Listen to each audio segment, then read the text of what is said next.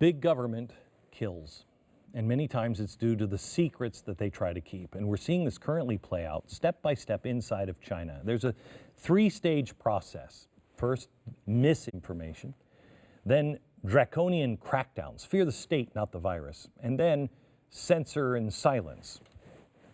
Misinformation. The Chinese government finally went into active stance on this on January 20th as the reported number of infected jumped to 200.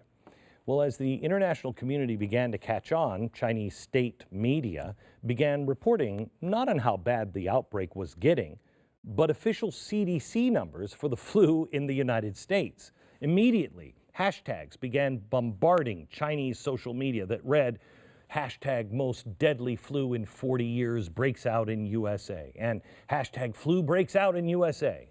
You see, what they're saying here is no big deal. The flu is worse in the US. Is it?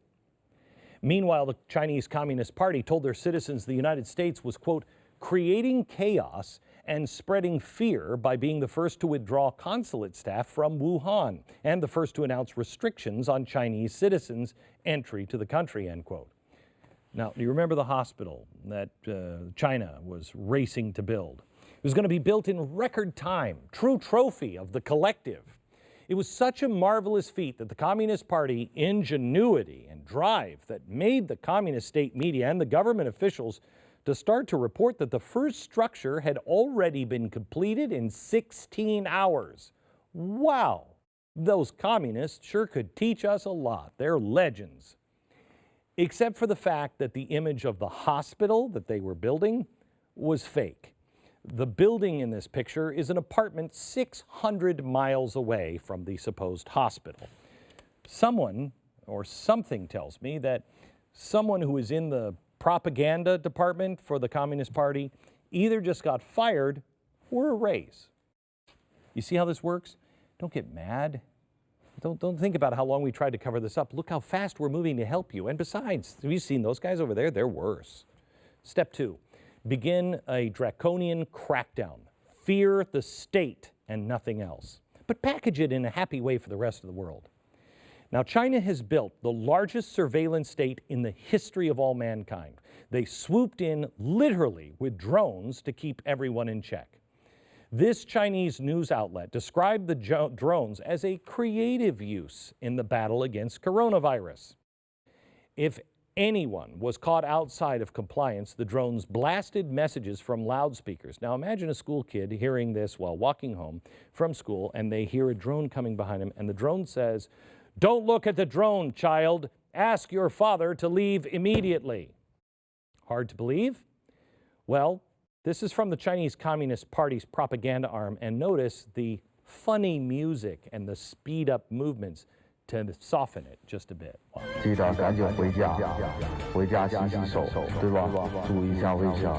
forget to wash your hands. We've been telling people this is intimidation. Comply, as the voice on the speaker says, a drone is now watching you. But cameras and drones aren't enough. The Communist Party used the virus crisis to write now new laws. It's the Patriot Act. President Xi went into action mandating, quote, greater legislative law enforcement, judicial and law observance efforts to strengthen the capacity to carry out law-based infection prevention and control, end quote. In other words, let the roundups begin. This is a press release from the Chinese police explaining the arrest and detention of a man in central China. Apparently, he had the gall to defy the government and travel to Wuhan to save his son, who was not infected with corona. The point? You as a person does not matter. It doesn't matter. As Ivan Drago said, if he dies, he dies. This is but one of the cases that the Communist Party in China wanted everyone to know about. They want them to know about this. But the forced detentions and arrests, they're happening every day in China, like this family that was ripped from their home and dragged off to God knows where. With all of this leaking out, despite China's efforts to suppress it, can you even imagine what we're not seeing? Step 3, censor and silence. On December 30th, as people all over Wuhan were beginning to get sick with this mysterious virus, a Chinese doctor sent a group text to some of his doctor friends there at the hospital. He said, "There's some SARS-like virus that's breaking out. You should protect yourself." Well, that group text somehow got posted online, and the news spread like wildfire. A day later, China was forced to notify the global community and the WHO.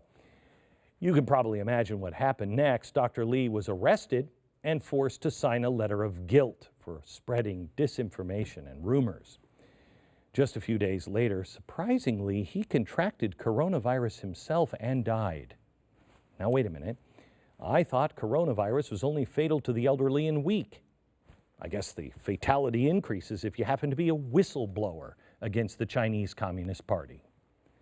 Do you remember the video I showed you earlier that revealed 8 bodies inside a Ground Zero hospital van? That whistleblower was later identified and arrested. It took massive social media campaigns and public outcry, but the Chinese later released him. He's now on house arrest with the Chinese Communist Party, accusing him of being paid by the anti-China forces. Oh, I wonder who that might be. Now, he might be one of the bravest people alive. He continues to speak out against the government's handling of the virus. His quotes sound almost like they belong to somebody that was in our American Revolution. When his supporters told him to be careful, he said, quote, "Don't worry about me. Tyranny is the enemy of the people." Go ask this man. Hey, does big government kill? Is socialism, communism, does it kill? 2 weeks ago, the Chinese mayor at Ground Zero made a surprising public statement. He admitted that the government didn't disclose information when they should have. He went on to inadvertently describe the fallacy in an overbearing central control. Listen to this. He said, quote, he explained, under Chinese law on infectious diseases, the local government first needs to report the outbreak to the National Health Department. And then the National Health Department needs to get approval from the State Council before they can make an announcement. It's just that easy. The State Council had no intention at all in saving lives, just saving face. Big central government will always prioritize politics, preserving the regime, and maintaining the collective control over any individual life. If all of these things look shocking to you, the lies, the drones, the stormtrooper police, I warn you, with the way our government is headed right into the hands of radical socialists, the radical left now really in the hands. The Democratic Party has just dropped it into their hands. I believe this is a warning for what's to come. And all it takes is one emergency situation, one crisis to be taken advantage of. Freedom is hard to obtain, but it is harder to keep, and we are not prepared to keep it. Let me ask you this. Have you talked to anyone who's asking any ethical questions that need to be asked in the face of this? Because I don't have the answers. I don't know what we should do if it comes here. But how far are we willing to push a surveillance state tactics using things like facial recognition and drones? It's already happening in this country right now. And it's not being talked about because they help save police officers' lives. That's a good thing. Should we be doing it? How far are we going to take it? Because we've seen the end game now in China. Coronavirus has shown the world what big governments will do if you go all in. And anyone in the Democratic Party that slams China on human rights abuse and then gasps how they're treating their people at Ground Zero, but then turn around and say, oh yeah, but hey, that's socialist healthcare, that's great. Dare I say you have no business in this debate. People laughed when we brought up death panels.